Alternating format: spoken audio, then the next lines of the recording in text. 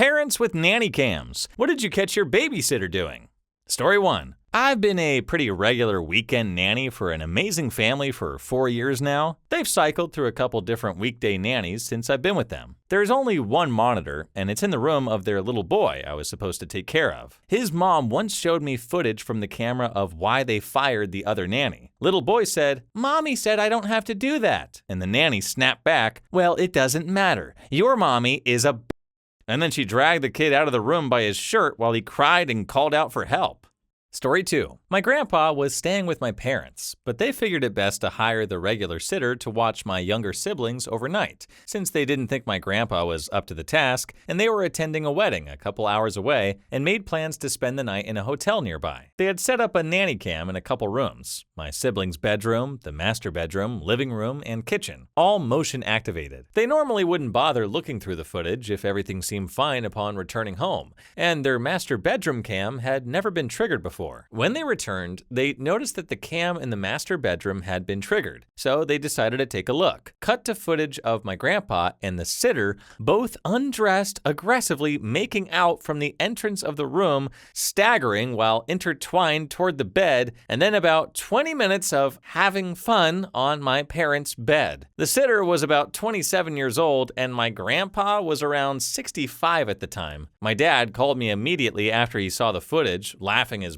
off, and I could hear my mom crying in the background, completely mortified from what she had just witnessed and shouting at my dad to throw out the sheets and kick out Grandpa. My mom called the sitter to confront her, and she just apologized and said there was a connection or some to that matter. When she asked my grandpa what he was thinking, he just said, "At my age, you must seize every opportunity." I wish there was audio for the build-up. I lay awake at night sometimes just wondering what kind of game my grandpa was talking to get in that sitter's pants. Well, I guess grandpa still has some game left in him after all. Who knew that hiring a sitter would lead to a steamy romance between a 65-year-old and a 27-year-old? But let's be real, the real MVP here is the nanny cam, capturing all the action like a pro. I hope they sanitize the heck out of that bedroom though, because the last thing you want to sleep in is a bed where grandpa and sitter had fun. Awkward family gatherings, here we come. Story 3. Not a nanny cam because this happened in the 90s and I don't think we had them in Scotland then, but my mom came home early one day because she had become suspicious of our nanny, as my sister and I never slept after a day with her. She found both my sister and I in bed in the middle of the day. Turned out my nanny had been dosing us up with child medicine to make us sleep all day, so she could sit and do nothing. Story 4. I was the one caught in camera a few times. First time, a family who had bunnies caught me on camera bopping noses to the beat of the song I was singing. Little bunny foo-foo hopping through the kitchen, picking up all the lettuce and munchy munchy munch. Second time, a different family saw me get fricking tackled by their 95-pound Mastiff puppy, and they immediately called me to make sure I didn't have a concussion, since I just kinda laid there for a while. I was fine, I just got the wind knocked out of me. Finally, the third time, another different family saw me reading a book to their kids and later complimented all the voices I make. I had no idea they could hear audio, and I got so embarrassed since I really did go all out. Well, looks like we got a triple threat over here. From bunny booping to getting tackled by a Mastiff puppy, and even showcasing some serious voice acting skills. This nanny is truly a jack of all trades. But to be real, getting caught on camera can be both a blessing and a curse. On the one hand, you've got some hilarious memories to look back on and share with others. And on the other, you've got to be on your best behavior at all times because you never know when you're being watched. Story 5. Buddy of mine had a kid at the beginning of last year, discovered that both his cat and his beagle would climb into the crib with the baby occasionally during naps. Cute, right? Both animals made it a habit to climb in, kick and push the baby to the very side of the crib, and curl up in the middle completely alone. You'd catch them glaring at the kid if he started to roll back over and invade their space like it's their own. Story 6. My buddy has a camera that sits on his doorstep. It has a motion sensor, and every time it detects someone or something on the porch, it snaps a photo and sends it to his phone. It's a Sunday morning, and for once, his 2-year-old isn't shouting into his bedroom to get him out of his crib. Ah, yes, a rare morning to lay in bed. His phone goes off. A photo of a little red-headed boy reaching out of the front door to grab a package appears, and that's how he discovered that his son could get out of the crib.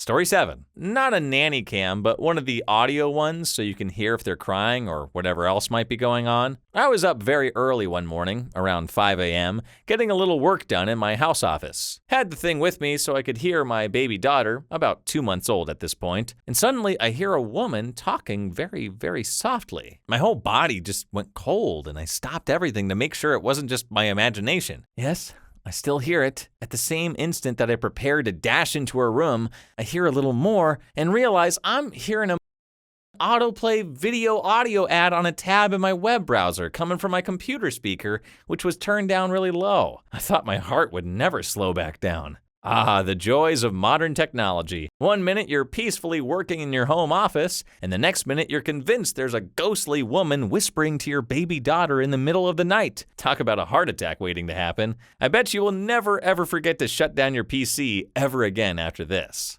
Story 8. When I'm home from college, I babysit for these pretty wealthy people. At the time, the boys I would babysit were about 2 years old and 9 months old. It was summer and I had laid the younger one down for a nap, then took the monitor out with me to the backyard so the 2-year-old could play. I hear sound going off and see arms reaching into the crib to the sleeping baby. I grabbed the 2-year-old and a knife and slowly walked upstairs. Their grandma had come to see if I needed any help, but didn't have my number, so she didn't text me she was there.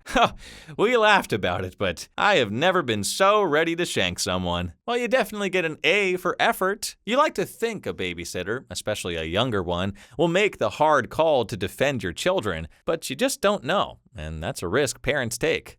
Story 9. Once, at the very last moment when no other babysitter was available, I hired one that was sort of notorious for not being good. Not dangerous or anything, like leaving the child unattended, but like the type where she would not console the child if they were crying, punish them for doing small things. While away, I was very suspicious, so I continuously was glancing at the baby cam. The babysitter was playing with him, singing songs, and completely engaging him well beyond the way you would expect somebody who was considered a bad babysitter to act. Essentially, what happened was the babysitter got hired by a crazy parent who didn't like her at all, so they spread a bunch of mumbo-jumbo through the neighborhood. When I came home, I gave her a very large tip, and she was the one I always hired whenever I needed a babysitter. Story 10. Not a parent, but once caught the babysitter taking the baby's blanket, putting it around her neck like a small cape, and flying around the room with it on. Keep in mind the baby could only see out of the crib and was not present for the show. Needless to say, we found out she was often high during babysitting. Story 11. When my niece was around 4 years old, I had her stay for a weekend while her parents went away. They loaned me a baby monitor because I sleep like the dead and probably wouldn't hear her from my attic bedroom if she woke in the night. I was just settling down to sleep when I heard this horrendous hacking cough over the monitor. I bolted to her room thinking that she was choking, but she was still sound asleep. A few minutes later, I heard it again, but this time there was a female voice too saying, "Shh, you will wake her up." I charged in there again to find her fast asleep and alone. It was then that I realized one of my neighbors must have the same baby monitor as us, and I was picking that up. There are no words that could explain the fear I felt before that realization. Jeez. Wow, nothing like a good old-fashioned scare to get your heart racing in the middle of the night. From hacking coughs to mysterious female voices, this nanny thought she was in the middle of a horror movie. To be honest, I have no idea how 2 baby monitors in completely different houses could even get mixed signals. I guess you should have bought a more expensive one. Story 12. Well, it didn't catch my kids doing anything weird. I had it set up while me, my husband, and kids went away for a few days to visit family. I had a friend of mine, who was a recovering alcoholic and staying with us to help get straight, watch our house and take care of our dogs. I felt like it was a simple enough task. There was 0 alcohol in our house, and she had no car, and the closest store was like 10 miles away. And her mom, being her only contact in town if she needed help, definitely wouldn't get her alcohol. So we're about 2 days into our trip. I text my friend to see if everything is going well. Hours go by with no reply. I try calling her several times, and she won't pick up. Her sister calls me worried that she can't get a hold of my friend either. So I turn on my nanny cam to see what's going on. She's laying on my couch with nothing on but a tank top, and my front door is wide open. I can talk through the camera and tried talking to her, but she was unresponsive, but I could see that she was breathing. I call my uncle to go over to my house to check on her and find my dogs. I can see on the camera when my uncle gets there. He tries to shake her awake, but she just groans and won't talk. He throws a blanket over her and finds my dogs locked in the laundry room, and they pooped everywhere. And my dog chewed up the hose on my new Dyson. I was pretty pissed off. My uncle hangs around a while until she wakes up and has no clue what happened. He asks her how she got so messed up, and she told him that she drank a bunch of mouthwash. Never underestimate addicts. I would like to say that she's been sober for a year and employed and getting her life back on track now.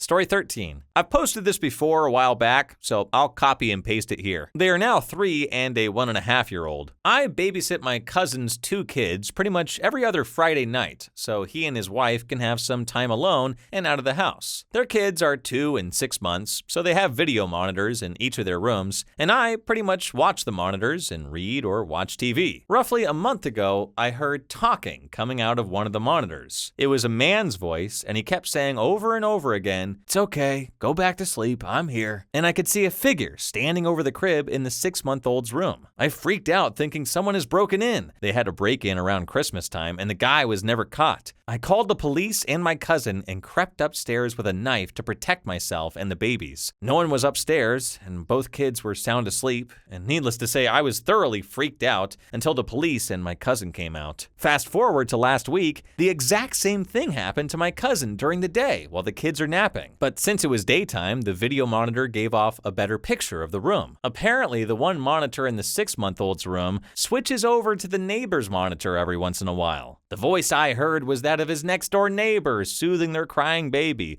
who's around the same age.